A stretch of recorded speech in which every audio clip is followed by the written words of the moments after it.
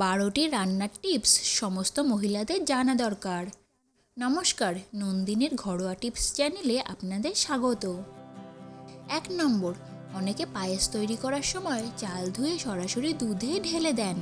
তার পরিবর্তে প্রথমে শুকনো চালে 1 চামচ ঘি এবং জল মিশিয়ে হাত দিয়ে 3-4 বার ভালোভাবে ধুয়ে নিন, যাতে চালের ওপর থেকে সাদা স্টার্চ সরে যায়। এরপর আবার 3-4 বার চাল ধুয়ে দুধে ছেড়ে দিন। এই খুব সহজ পদ্ধতি অনুসরণ করে আপনি খুব সুন্দর পায়েস তৈরি করতে পারবেন। 2 নম্বর, যখন রসুন কেটে কোনো পাত্রে বা গ্লাসের মধ্যে পেস্ট বানানো হয়, তখন রসুন ছিটকে ছিটকে বাইরে বেরিয়ে চলে আসে। এর থেকে বাঁচার জন্য রসুন কাটার আগে সামান্য একটু নুন ছড়িয়ে নিন, দেখবেন সহজে রসুন বাটা হয়ে যাবে। 3 নম্বর, আদা দীর্ঘদিন স্টোর করার জন্য আদা 1-2 বার জল দিয়ে ভালো করে ধুয়ে নিন, যাতে আদা থেকে মাটি ভালোভাবে পরিষ্কার হয়ে যায়। জল দিয়ে পরিষ্কার করার পর সমস্ত আদা সুতির কাপড় দিয়ে মুছে শুকিয়ে নিন।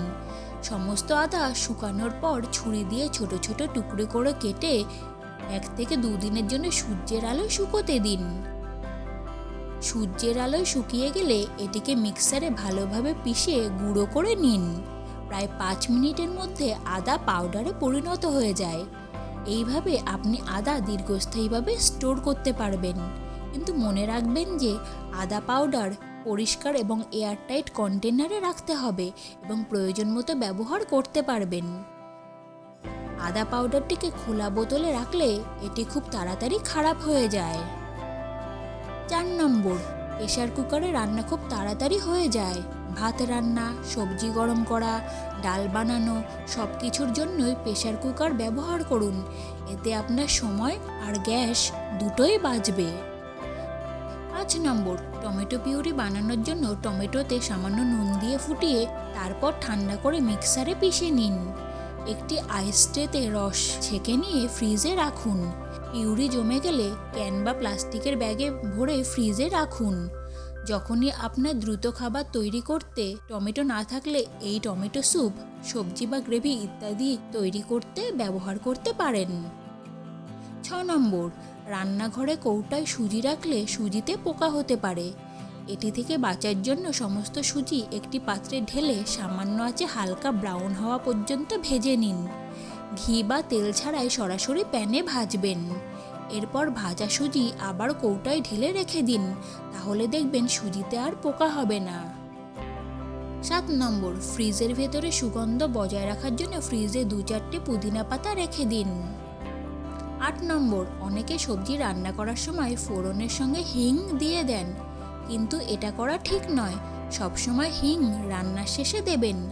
এর ফলে হিঙের সুগন্ধ রান্নায় মিশতে পারবে এবং রান্না করা খাবার হজমেও সাহায্য করে। 9 নম্বর, যদি আপনি সিঙ্ক পরিষ্কার করার জন্য যে কোনো রকমের ক্লিনার ব্যবহার করেন, তাহলে সবসময় মনে করে হাতে গ্লাভস পরবেন, না হলে এতে আপনার হাতের ক্ষতি হবে। 10 নম্বর, আমরা কেউ কেউ রান্না করার সময় ফুলকপি, বাঁধাকপি জলে সেদ্ধ করি। এর ফলে কপির স্বাদ জলে ধুয়ে চলে যায়। কপি তাড়াতাড়ি সেদ্ধ হয়ে যায় কিন্তু রান্না হয় না, তাই এটা ঠিক নয়। 11 নম্বর, পরিষ্কার করবার জন্য সবচেয়ে ভালো উপায়টি হচ্ছে বোতলে গরম জলে 1 থেকে 2 চামচ ডিশওয়াশ সাবান ঢেলে দিন। এইভাবে বোতলে সম্পূর্ণ জল আর সাবানের মিশ্রণ ভরে সারা রাত রেখে দিন। পরের দিন সকালবেলায় জল দিয়ে বোতল ভালোভাবে ধুয়ে নিন, দেখবেন আপনার বোতল একদম নতুন হয়ে গেছে। 12 নম্বর, ফুলকপি বাঁধাকপির টেস্ট বাড়ানোর জন্য রান্না করার সময় সামান্য হিং আর কাসুরি মেথি দেবেন। ফুলকপি বাঁধাকপি গ্যাসকারক এবং হিং গ্যাসনাশক হিসেবে কাজ করবে। এছাড়া কসুরি মেথি রান্নার স্বাদ দ্বিগুণ করে দেবে। বন্ধুরা, ভিডিওটি আজ এখানেই শেষ করছি। টিপসগুলি আপনাদের কেমন লাগলো তা আমাদের কমেন্ট করে জানান। ভিডিওটিতে একটা লাইক দেবেন এবং আপনাদের প্রিয়জনদের সাথে নিশ্চয়ই শেয়ার করবেন। চ্যানেলটি সাবস্ক্রাইব করুন আর বেল আইকনটি চাপুন, যাতে আমাদের নতুন নতুন ভিডিওগুলি আপনাদের কাছে পৌঁছাতে পারে। বন্ধুরা, পরবর্তী ভিডিও নিয়ে আমরা আবার হাজির হব। ভালো থাকুন, সুস্থ থাকুন। ধন্যবাদ। নন্দিনীর ঘরোয়া টিপস।